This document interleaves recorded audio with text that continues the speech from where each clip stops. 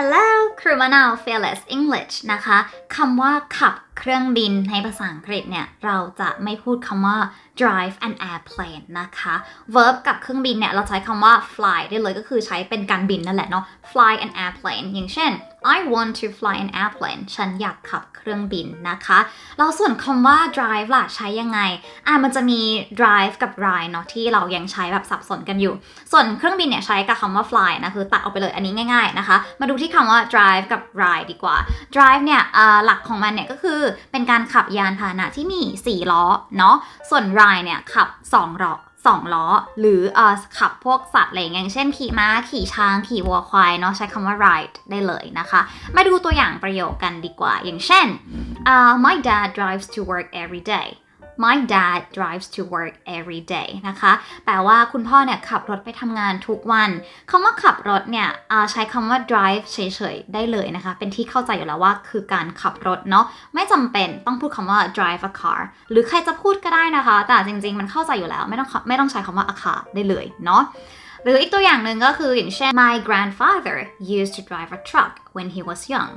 My grandfather used to drive a truck when he was young ก็คือคุณปู่ของฉันเนี่ยเคยขับรถบรรทุกตอนที่เขายังหนุ่มๆอยู่เนาะหรือ I don't think I can drive a bus it's too big I don't think I can drive a bus it's too big ก็คือว่าฉันเนี่ยไม่คิดว่าตัวเองจะสามารถขับรถบัสได้เพราะว่ามันใหญ่เกินไปนะคะลองเอาไปใช้ดูเนาะ drive กับยานพาหนะที่มี4ล้อขึ้นไปนะคะและคำว่า ride จะเป็น2ล้อหรือการขี่สัตว์นะคะอย่างเช่นMy dad doesn't let me ride a motorcycle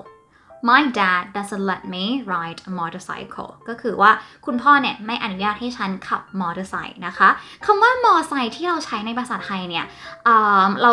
มันจะเป็นแบบคันเล็กๆใช่ไหมแต่ว่าในภาษาอังกฤษนะไม่ได้ใช้คำว่ามอเตอร์ไซค์นะคะมอเตอร์ไซค์แปลว่าบิ๊กไบค์รถคันใหญ่เลยมอเตอร์ไซค์คันใหญ่แต่มอเตอร์ไซค์บ้านเราเนี่ยภาษาอังกฤษเขาจะเรียกว่า